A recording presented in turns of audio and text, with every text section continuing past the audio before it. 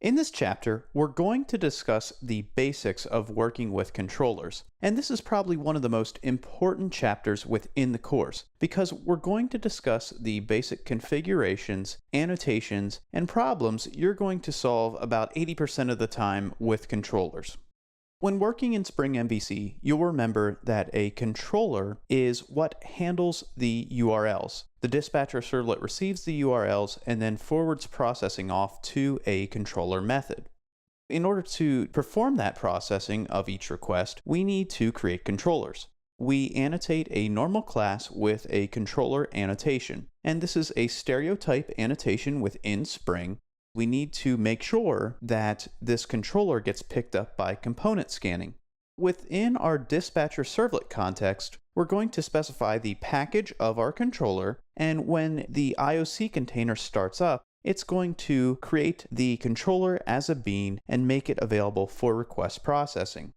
In order to map requests to the controller methods that will be processing them, we use the request mapping annotation. The request mapping annotation can be applied at the type or method level. When applied at the type level, we're not performing a true mapping to the actual method. We're just saying that everything that matches this particular piece of the path, so in our case here, /example, will be handled by this controller.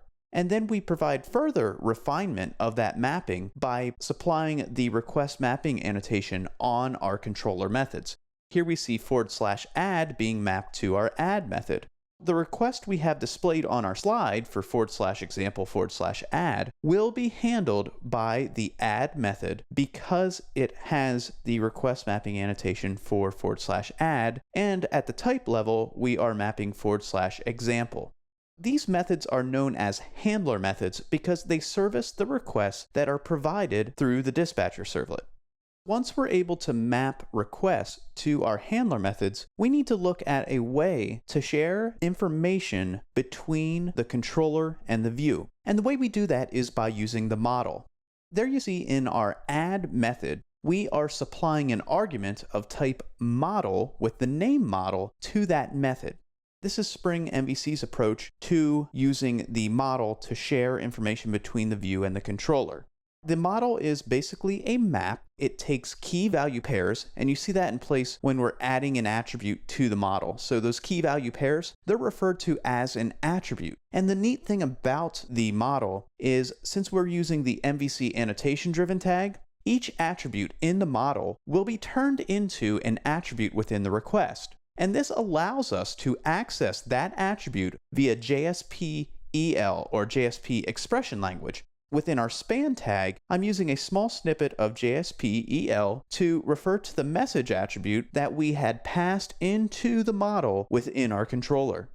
Normally, to get the information we pass into the model, we rely upon a service. And in order to use a service within Spring, we have to auto-wire them into our controllers. Normally, we will create a bean for our service within the root application context. That creates a bean within the IOC container, and then that bean is available to auto-wire within our controllers. And that allows us to perform our different logic that we may have or to perform any persistence of data using our services. But in order to get those services into our controllers, we need to auto-wire them. Here we see that we're creating an example service bean, and that bean is being auto-wired into our example controller. So we can then use that within our controller methods. It's very common to pass data back within a request URL. If we look at our example URL, we see it is /example /test /22. In our case, the 22 may represent some ID we are concerned with, and it may be dynamic depending upon what link you click. Spring provides us with a mechanism to extract that information being passed via the URL, and it's called a URI template. If we look at the request mapping annotation, you see /test/ and then we have test ID within curly braces. That test ID within curly braces is a variable. What Spring can do is it can abstract the value provided for that variable in a URL, and it can assign it to a method argument. By specifying the path variable annotation and giving it the name test ID, which corresponds with our variable in the path, we're able to assign that 22 value to the test ID argument. And Spring is also smart enough to convert to the appropriate data type. So let's say it was /test/test1. It would be able to turn that to a string. So here we're turning the value into a long, but you can turn it into an integer. If there's a date, it can also convert those. So Spring can perform data conversion when specifying these URI templates also.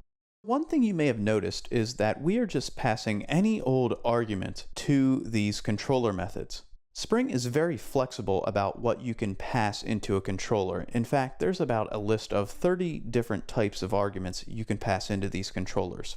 One of the neat ones is that we can actually extract a parameter value and assign it to one of our argument's methods. And in order to do that, we use the request parameter annotation.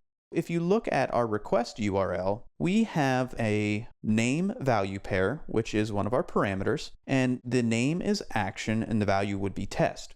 By specifying action within the request parameter value, we are able to extract that value and assign it to the string action, which is an argument in the test method. Looking below, we're also able to pass in things like the HTTP servlet request and the HTTP session. This is very powerful that Spring's just able to use reflection and supply us with the appropriate arguments to our controller methods.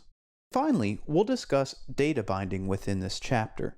When a request comes into a server, it contains different parameters, and parameters are basically name-value pairs. In this case, when we look at our request, we see a parameter with the name of name and the value of Kevin Bowersox. Let's assume that our example controller's save method is handling this request. You'll notice that we have specified an argument of type example within this controller. And we have also annotated that argument with the model attribute annotation. In this case, what will happen is Spring will look at the example type, and we see the example type on the right side of our screen. And we see that this class or this type has a field with the name of name and of type string. It's going to compare the names of the fields within the example class with the names of the parameters in the request.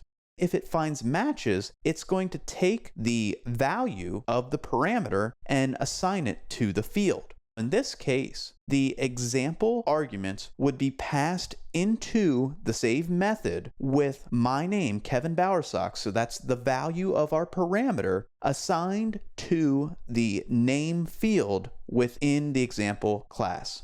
This is very helpful. You'll really like this piece of Spring MVC. As we work through this chapter, you're going to get a good overview of about 80% of the use cases for Spring MVC, so it's really important to pay attention in this chapter.